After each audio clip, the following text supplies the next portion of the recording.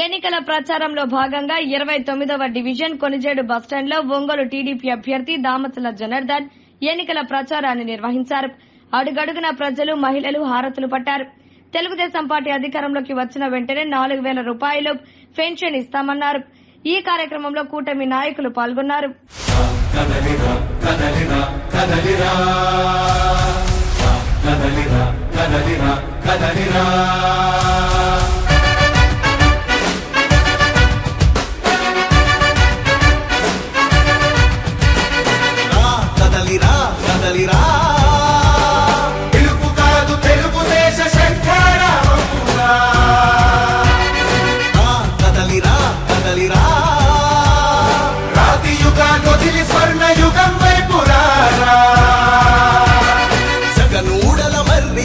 మెడలెక్కి కూర్చుంది, చుట్టూ ఉన్న ఎవ్వరిని బతకనివ్వదే అది.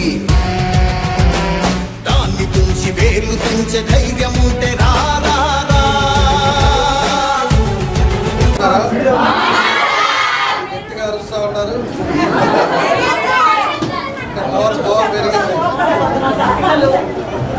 దేనికి అంత ఫస్ట్ ఓట్ వచ్చిందా? ఎంతమందికి ఉంది ఫస్ట్ ఓట్?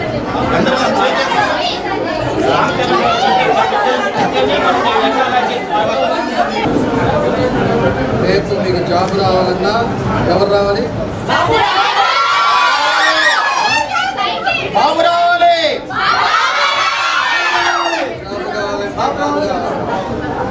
కాబట్టి మీరందరూ కూడా చక్కగా రేపు జరుగుతున్న ఎన్నికల్లో సైకిల్ గుర్తుకేయండి. తప్పకుండా మీ భవిష్యత్తులు బాగుంటాయి. ఈ 5 ఏళ్లలో చాలామంది ఉద్యోగాలు లేకుండా చాలా ఇబ్బందులు పడుతున్నారు. రేపు రాగానే జాబ్ క్యాలెండర్ అనేది జగన్ రెడ్డి పెట్టి అందరినీ ఇబ్బందులు పెట్టాడు.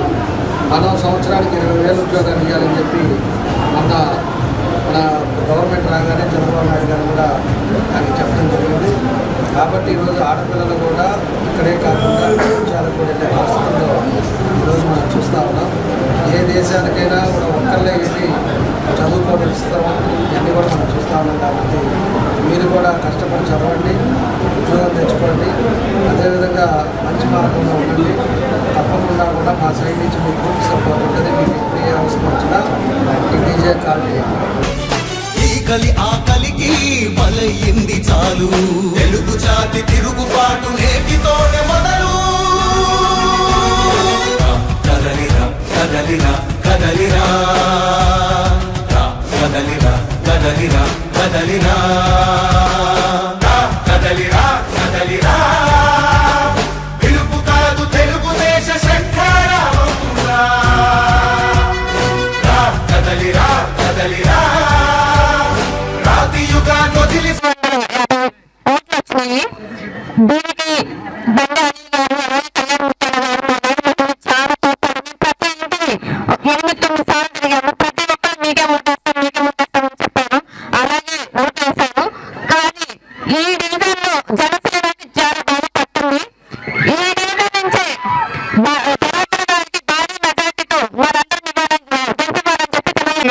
జయరాం సెంటర్ గారి నుంచి వెదలకుంట పాలెం దాకా 2,500+ ఓట్లు, ₹1 బిల్ల ఖర్చు పెట్టకుండా పవన్ కళ్యాణ్ గారి మీద అభిమానంతో వేశారు. ఇక్కడ అది జనసేన పార్టీ యొక్క బలం. ఖచ్చితంగా ఇలానే చెప్తున్నాం. రేపు రానున్న రోజుల్లో కూడా ఉమ్మడి అభ్యర్థి జనార్దన్ అన్న గారికి మన బలం ఆయనకి కొండంత ఇంకొక బలంగా తయారయ్యి ఒంగోలు నియోజకవర్గంలోనే అత్యధిక డివిజన్లో అత్యధిక మెజార్టీలు వరుసగా ఇక్కడి నుంచే కొట్టాలని, దానికి మనం అందరం కలిసికట్టుగా ముందుకు వెళ్తామని, అలానే ఇక్కడి నుంచి వైసీపీ వ్యక్తులకు ఒకే హెచ్చరికిస్తున్నాం. ఇదేదో మీ అక్కడ బాలినేని శ్రీనివాసరెడ్డి మీ రాజులాగా, ఇక్కడ మీ సామంత రాజులాగా, మీ సామంత రాజుల పాలనకి ఈ ఎన్నికలతో అంతం. బహిరంగ సభ విజయోత్సవం తర్వాత ఇక్కడే పెట్టాలని మా అందరి తరఫున సవినయంగా. తెలుగుదేశాన్ని గురించి ప్రత్యేకంగా చెప్పాల్సిన అవసరం లేదు. మన పవర్ స్టార్ పవన్ కళ్యాణ్ గురించి ప్రత్యేకంగా చెప్పాలా? అతను ఉదయించే సూర్యుడు, సూర్యకాంతిని అరచేతితో ఆపలేరు. ఉభయ తెలుగు రాష్ట్రాల్లో కూడా పవన్ కళ్యాణ్ ఎన్నికల గురించి ప్రత్యేక శ్రద్ధ తీసుకుంటుంది. ఉదంతరం గెలవాలని ఎదురు చూస్తుంది.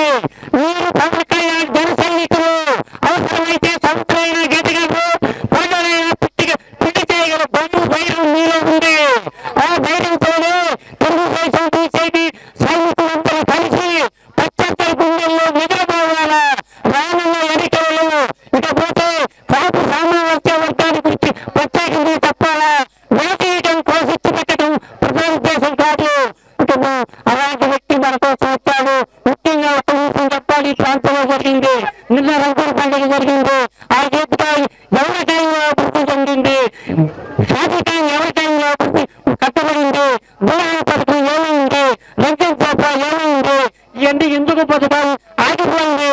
ఇక విషయానికి వస్తే గులాబీ పథకంలో అమ్మాయి 10 సంవత్సరాలు చదవాలని 10 సంవత్సరాల దానికి నిబంధన పెట్టారు. అవన్నీ తప్పుపెట్టి ఈరోజు ఇది ఆత్మీయ సమావేశం. మళ్ళీ జులైలో జనార్దన్ గెలిచిన తర్వాత దీనికి 2 గంటలుగా విజయోత్సవ సభైక్యం జరుపుతానని చెప్పి నేను మీకు అందరికీ తెలియజేస్తున్నాను. ఆ రోజు మాట్లాడతాను, ఇక్కడ జరుగుతున్న అరాచకాల గురించి జులైలో మాట్లాడతానని చెప్పి మీ అందరూ తెలియజేసుకుంటూ సమయం ఎక్కువ లేనందువల్ల పెద్దలు మాట్లాడాలి కాబట్టి నేను సెలవు తీసుకుంటాను. మీకెంత చెప్పినా కానీ తప్పుడే. ఇప్పటిదాకా ఈ ప్రోగ్రాం చేయడానికి కూడా ఎన్నో రకాలుగా ఆపేశారు. కొంతమంది నాయకులు, వైసీపీ నాయకులు ప్రతి గొంతు దగ్గర నిలబడి ప్రతి మహిళను రాకుండా అడ్డుకున్నారు. అయినా కానీ ఎవరు లెక్క చేయకుండా కూడా ఒక జన సునామీ వచ్చారు. ఇది ఆత్మీయ సమావేశంలో లేదు, జనార్దనన్న గెలుపు సభలాగుంది. మన ఒంగోలు అభివృద్ధి చేసిన దమ్ముల నాయకుడు మన దామచల జనార్దనన్న. మీ అందరి సంగతి రేపు 2 నెలలు ఆగండి. వైసీపీ వాళ్ళు ఒక్కటే గుర్తుపెట్టుకోండి. ఇక్కడికి వచ్చే మహిళలందరూ కూడా ఎన్నో విధాలుగా ఫోటోలు తీస్తా, వీడియోలు తీస్తా, పట్టాలు తీస్తా. మీరేమన్నా నీరు బట్టి కూడబెట్టి వాళ్ళని సాగుతున్నారా? మీరెవరన్నా వాళ్ళని బెదిరించడానికి చూసారా? మీకు ఒక మీటింగ్ చేస్తున్నారు చేస్తారు. ఈ డివిజన్లో ఏ కార్యక్రమాలు పెట్టినా వాళ్ళు ఇప్పుడు నేను తెలిసి 5-6 సార్లు డోర్ టు డోర్ తిరగటం, ప్రజలకు వివరించడం మొన్న 5 సంవత్సరాల్లో ఏ విధంగా జరిగింది, అదేవిధంగా అంతకుముందు మన ప్రభుత్వంలో ఏం చేశారో అనేది కూడా అన్ని వీళ్ళు 5-6 సార్లు తిరిగి ఈ డివిజన్ని ఎప్పుడు కూడా ఏ పని చెప్పినా కూడా పూర్తిగా చేసే వీళ్ళందరికీ కూడా మనస్ఫూర్తిగా పేరు పేరున నా అభినందనలు, ధన్యవాదాలు తెలియజేస్తున్నాను. ఎందుకంటే మనం ఒకటి గుర్తుపెట్టుకోవాలి, ఎప్పుడు కూడా ఏం జరుగుతుంది, పరిస్థితులు ఏంటి అనేది కూడా ఎప్పటికప్పుడు ప్రజల దృష్టికి తీసుకెళ్లాల్సిన అవసరం ఉంది. ఒక నాయకుడు అనేవాళ్ళు ఉండేవాళ్ళు ఎప్పుడు కూడా ఆ డివిజన్ లో ఉండేటప్పుడు వాళ్ళకి ఒక బాధ్యతలు ఇచ్చినప్పుడు ప్రజలు జరుగుతుంది, రాష్ట్రంలో జరుగుతుందో కూడా ఎప్పటికప్పుడు ప్రజలకు తెలియపరిస్తే ప్రజల్లో కూడా ఇంకా చైతన్యం ఎక్కువైతే పరిస్థితులు వస్తాయని చెప్పుకొని నేను తెలియజేస్తున్నా. ఈ రోజు ఉండే పరిస్థితులు కూడా మీ అందరికీ తెలుసు. ఈ రోజు ఒక రాక్షసుడి పాలనలో ఉన్నాం. అతను ఒక విధంగా ఒక సైకో పాలన నడుపుతా ఉన్నాడు. అభివృద్ధి అనేది ఎక్కడా లేదు.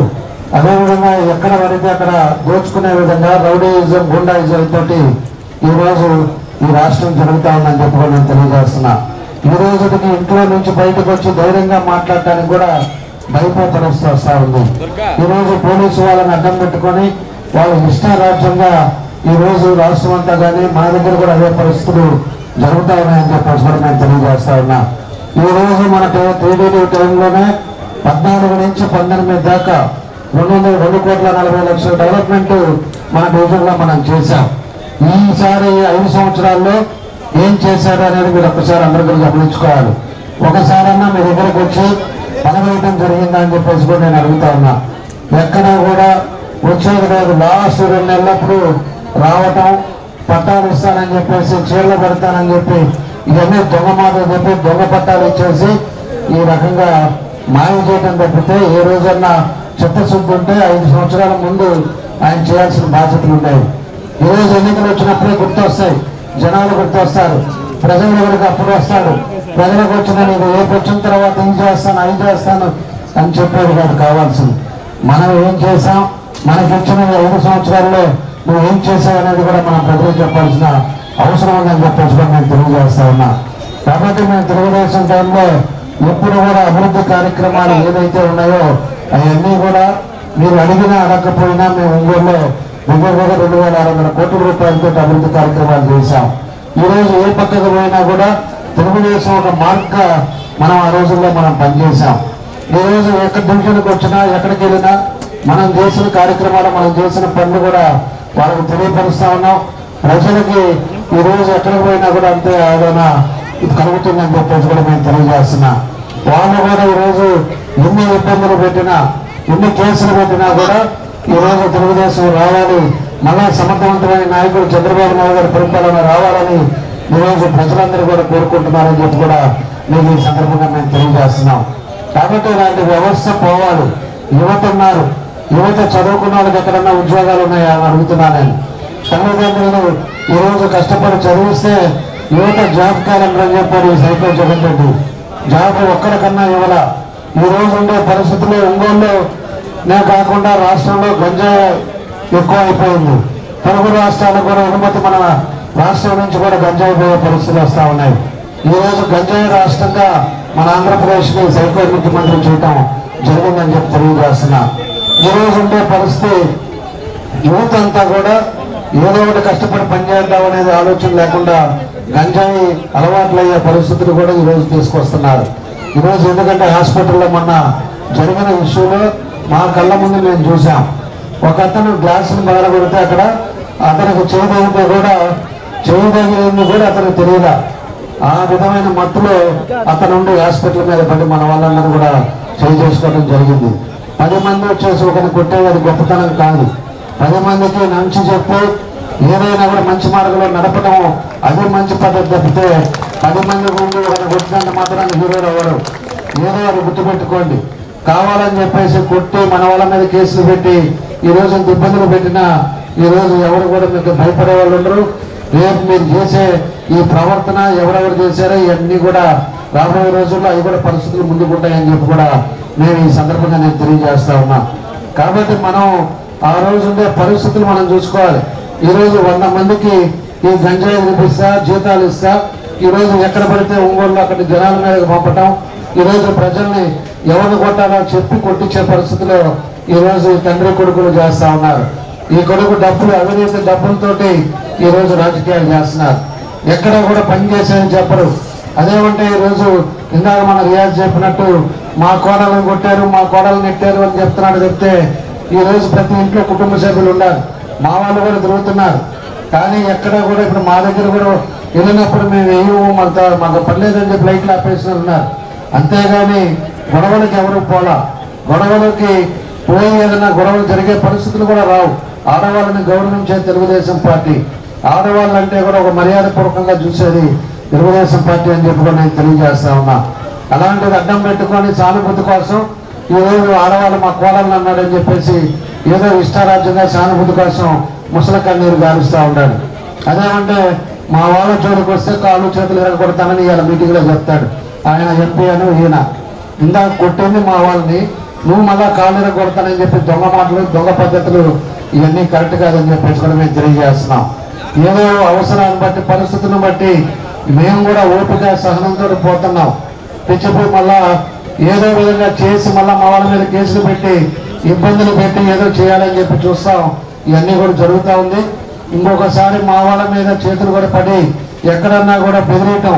ఇందాక ఒక అతను చెప్తున్నాడు, ఒక డివిజన్లో వాడు ఫోన్ చేసి నీవు ఏదో ఎక్కువ చేస్తున్నావు, మనవాడు హింసలో చూశాను, నీ ఇంటికి వచ్చి కొడతాను, నేను అది చేస్తానని చెప్పేసి బెదిరిస్తున్నారంట. వీళ్ళకి బెదిరింపులు ఎక్కువైపోయినాయి. అంటే దాదాపు పీక్ స్థాయికి వెళ్ళింది. ఓడిపోతారని ఒక భయం పుట్టి ఈరోజు భయప్రాంతన చేసి డబ్బులతోటి ఏదో చేయాలని చెప్పి ఒక ఆలోచనతో ఉన్నారు. కాబట్టి నేను ఒకటే వార్నింగ్ ఇస్తా ఉన్నా, ఎవడైతే ఎక్కువ అతిగా చేస్తాడో ఎక్కడికి పోరు. రేపు అబ్బా కొడుకు మాత్రం హైదరాబాద్లో ఉంటారు, అది గుర్తుపెట్టుకోండి. రేపు మీరు ఏరే ఉండాలి, ఇంట్లోనే ఉండాలి. ఆ ఇంట్లో ఉండేటప్పుడు పరిస్థితులు అప్పుడు ఎలా ఉంటాయో చూసుకోండి. అప్పుడు మీకు కాపాడటానికి కూడా అబ్బా కొడుకులు ఇద్దరు కనపడరు, ఫోన్లు కూడా ఎత్తరు. మీకు ఆ భాస్కర్ గారు ఉన్నాడు, ఆ సిమ్ కార్డులు కూడా కనపడవు మీకు. అందుకని మీరు ఓట్లు అడగండి, ధర్మంగా పోండి. లేదు రేపు ఈసారి మేము ఇది చేస్తాం, లాస్ట్ అవకాశం, రేపు మాకు నేను ఇంకా మళ్ళీ పోటీ చేయట్లేదని చెప్పుకొని ఓట్లు అడిగేసి దాని ప్రకారంగా చేస్తే పద్ధతి ఉండదు. చెప్తే మీ చేతులు తీస్తాను, అదేమంటే వచ్చి పైన పడి కొడతాము అంటే ఈయనెవరు ఊరుకునే పరిస్థితి లేదని చెప్పేసి కూడా మీకు ఈ సందర్భంగా నేను తెలియజేస్తున్నాం. కాబట్టి మీ అందరూ కూడా అర్థం చేసుకోండి, తెలుగుదేశం పార్టీ అంటే అభివృద్ధి పార్టీ, అదేవిధంగా అభివృద్ధి అంటేనే తెలుగుదేశం పార్టీ. ఈ రోజు ఉండే రాజకీయ పరిస్థితుల వల్ల జనసేన అధ్యక్షుడు పవన్ కళ్యాణ్ గారు కూడా ఆయన ఉండి దగ్గరుండి తెలుగుదేశం పార్టీ మద్దతు తెలిపి తెలుగుదేశం పార్టీ అన్ని కూడా కలిపి మనం పోటీ చేయాలి. ఈ సైకోని ఇంటికి పంపాలంటే ఈ రాక్షసుల పాలనలో అందరం కూడా కలిసికట్టుగా చేయాలని ఈరోజు బీజేపీ కానీ జనసేన కూడా కలిశారు. ఖచ్చితంగా ఇవన్నీ కూడా పార్టీ ఉమ్మడిగా కలిసి పోటీ చేస్తుందంటే ఈ రోజు ఉండే పరిస్థితులు కూడా మీరు అర్థం చేసుకోండి. ఎందుకంటే ఇంతమంది కలిసి పెద్దలంతా కూడా కలిసి ఈ రాక్షసుని ఇంటికి పంపించాలన్నారంటే ఇతను ఎలాంటి వాడు అనేది కూడా మీరు ఆలోచించుకోవాలని చెప్పి కూడా మీకు ఈ సందర్భంగా మేము తెలియజేస్తున్నాం. కాబట్టి ఉండే పరిస్థితుల్ని మీ అందరూ కూడా ఆలోచించుకొని ఒక మంచి నిర్ణయాలకు రండి. తప్పకుండా కూడా తెలుగుదేశం పార్టీ వచ్చిన తర్వాత మన డివిజన్లో కూడా ఇందాక మన వాళ్ళు చెప్పారు ఒక సైట్ ఉంది. ఈ చుట్టుపక్కల వాళ్ళందరూ కూడా చెట్లు ఎక్కువైపోయి అక్కడంతా కూడా పాములు వచ్చే పరిస్థితులు ఉన్నాయని దాన్ని ఖచ్చితంగా రేపు వచ్చిన తర్వాత మన గవర్నమెంట్ రాగానే దాన్ని క్లీన్ చేయించి ఇక్కడ పేద ప్రజలు ఎవరైనా కూడా చిన్న ఫంక్షన్ చేసుకోవడానికి ఒక కమ్యూనిటీ హాల్ కూడా ఇక్కడ కట్టించే బాధ్యతలు తీసుకుంటామని చెప్పి మేము తెలియజేస్తున్నాం. ఎవరు కూడా ఇబ్బందులు లేకుండా ఏదైనా కూడా ఒక పని మనకి పిల్లలు జరిగినా చిన్న పుట్టినరోజు జరిగినా ఏదైనా కూడా అందరికి ఇబ్బంది లేని వాతావరణం తీసుకొస్తామని చెప్పాం. ఈ రోజు ఉండే పరిస్థితుల్లో ఈ డివిజన్లో అన్ని కూడా కార్యక్రమాలు కూడా ఆ రోజుల్లో రైన్ కానీ సిమెంట్ రోడ్లు అన్ని కూడా పనులు చేశాం. ఇంకా ఏదైనా కూడా ఉన్నా కూడా రేపు వచ్చే తెలుగుదేశం తప్పకుండా పూర్తి చేస్తామని చెప్పి మీకు ఈ సందర్భంగా మేము తెలియజేస్తా ఉన్నాం. కాబట్టి అటు ఎంపీగా మాగుంట శ్రీనివాస్ రెడ్డి గారిని ఇటు అసెంబ్లీకి నన్ను ఇద్దరిని కూడా సైకిల్ గుర్తుకేసి మీ అందరూ కూడా సహకరించండి. తప్పకుండా మీకు అన్ని విధాలు కూడా అండగా ఉంటాం. ఈ రౌడీ రాజ్యాలు పోవాలి. ఈ రౌడీ రాజ్యం పోతేనే మన అందరం ప్రశాంతమైన వాతావరణంలో ఉంటామని చెప్పేసి కూడా ఈ సందర్భంగా తెలియజేస్తున్నాం. ఇంకో చిన్న విషయం ఏంటంటే మేము వస్తున్నామని అబ్దుల్ కలాం గారు విగ్రహం పెట్టారు. వీళ్ళు పెట్టిన వాళ్ళు వీళ్ళు సొత్తు పెట్టారని నేను అడుగుతున్నా. రోడ్డు ఏమన్నా వీళ్ళ బాబుగారిని అడుగుతున్నా నేను. అది రోడ్డు మీద ఉండేది ప్రభుత్వం భూమిలో పెట్టారు. విగ్రహాలు అన్ని దగ్గర ఉంటాయి. వీరెవరు తాళం వేయటానికని నేను అడుగుతా ఉన్నా. మేమందరం వచ్చి ఆయన అబ్దుల్ కలాం ఆయన ఒక విజన్ ఉండే నాయకుడిగా ప్రెసిడెంట్గా చేశాడు కాబట్టి ఆయనకి పూలమాల వేద్దామంటే దొంగలు వచ్చేసి దొంగతనంగా గేట్లు వేసిపోతారు. వీడికి ఎవరికి ఇచ్చాడు ఈ అధికారం అని చెప్పేసి నేను అడుగుతా ఉన్నా. నీ సొంతమైతే నీ ఇంట్లో పెట్టుకో, మేము రావాల్సిన అవసరం ఉండదు. రోడ్డు మీద ఉండేటప్పుడు పబ్లిక్ ప్రాపర్టీ ఉండేటప్పుడు ఎక్కడికైనా వెళ్తాం, ఎవరి దగ్గరికైనా వెళ్ళినప్పుడు అది మాకు ఎవరైనా పోవడానికి అవకాశాలు ఉంటాయి. అంతేగాని ఈ రకంగా ఇటీవల కాలంలో ఒక వారం క్రితం చూసాం. ఇందాక సోదరుడు గుప్తా చెప్పాడు ఒక మహానటుడు కమల్ హాసన్ ఒంగోలులో ఉండాడు. అసలు వైసీపీ పార్టీలోనే మహానటులు ఉన్నారు. ఎందుకంటే ఎవడో రాయి తీసుకొని కొట్టాడంట. ఈ రాష్ట్ర ముఖ్యమంత్రికి చిన్న దెబ్బ తగిలింది. రాష్ట్రాన్ని అందరూ ఏడుస్తున్నాడంట. అసలు రాయి ఎంత దూరం నుంచి కొట్టాడు? మరి ఈ ప్రభుత్వం నడిపిస్తుంది వైసీపీ ప్రభుత్వం కాదా? మరి ఈ డీజీపీ అనే వ్యక్తి పోలీస్ బాసు ఈ రాష్ట్ర ముఖ్యమంత్రి కింద ఉండడా? మరి ఇంటెలిజెన్స్ చీఫ్ అనే అతను నిద్ర లేస్తే ఈ రాష్ట్ర ముఖ్యమంత్రితోనే ఉంటాడు. మరి ఒక ముఖ్యమంత్రి ప్రయాణిస్తుంటే స్వయాన ఎలక్ట్రిసిటీ వాళ్ళు కరెంటు తీసేశారు. మరి అన్ని ఎందుకు తీశారని అంటే జగన్ అనే వ్యక్తి సింపతి పొందటానికి ఎవరో రాయలసీమ కొట్టినట్టు ఏదో దెబ్బ తగిలినట్టు సింపతి పొందటానికి. ఎందుకంటే చూడండి, ఒకే రాయి ఇద్దరికి తగిలిందంట. ఒకటి జగన్మోహన్ రెడ్డి, ఇంకోటి వెల్లంపల్లి శ్రీను. ఎక్కడన్నా రాయి తీసుకొని కొడితే ఆ రాయి తగిలిన తర్వాత కింద పడిపోయింది. అదేమన్నా బంతి ఇక్కడి నుంచి ఇంకో పక్కనోడికి ఇంకోటి జరగడానికి. మరి ఎలా మాట్లాడుతున్నారు ఆంధ్ర రాష్ట్ర ప్రజలు ఏమన్నా కొర్రుగా? అసలు రాయే కనపడలేదు అంటున్నారు. మళ్ళీ ఆడేమన్నది వచ్చారు. ఇప్పుడు 5 ఏళ్ల క్రితం కోడి కత్తి కేసు అని డ్రామా ఆడారు. ఈ 5 ఏళ్ళు బాబు ఒక అమాయకుడిని తీసుకెళ్లి జైల్లో పెట్టాడు. మరి రాష్ట్ర ముఖ్యమంత్రి ఆ నిజంగా పొడిచాడో లేదో కూడా ఆయన తోడుకు తేలలేదు. మళ్ళీ ఈ రోజు అక్కడికి వచ్చాడు. రాజేశ్వరం గుడ్డోని ఆడ పేరు సతీష్ అంట. వాడు 350 రూపాయలు ఆ సమయ ర్యాలీకి తీసి 350 రూపాయలు ఇవ్వలేదని సీఎంని కొట్టాడంట.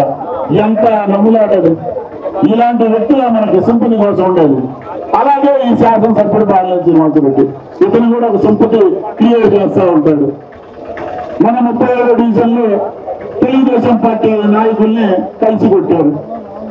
సో వాళ్ళ కుటుంబానికి ఏదో జరిగినట్టు మా కుటుంబం అంటావా, మా కుటుంబం అంటావా అంటే ఎవరికి లేవు కుటుంబాలు, మన అందరి కుటుంబాలు కదా. మన ఇంట్లో ఆడవాళ్ళు లేరా? ఇందా సుబ్బారావుతో మాట్లాడాడు. మరి సుబ్బారావుతో మాట్లాడినప్పుడు అతని మీద భౌతిక దాడి జరిపినప్పుడు అతని కుటుంబం లేదా? వాళ్ళ భార్య పిల్లలు బాధపడలేదా? వాళ్ళ భార్య పిల్లలు ఏడవలేదా? అతని మీద గంజాయి కేసు పెట్టినప్పుడు వాళ్ళ భార్య పిల్లలు ఏడవలేదా? మరి అతని కుటుంబం కాదా నేను అడుగుతున్నాను. మరి మీ వైఎస్ఆర్సీపీ నాయకులు తెలుగుదేశం పార్టీ నాయకుడికి మోహన్ని పెట్టారు అంత విచక్షణారహితంగా. మరి అతని కుటుంబం లేదా? అతనికి భార్య పిల్లలు లేరా నేను అడుగుతున్నా. నీ ఒక్కడికే కుటుంబం ఉన్నట్టు నువ్వు ఎందుకు అంత డ్రామాలు ఆడతావని నేను చెప్తున్నా.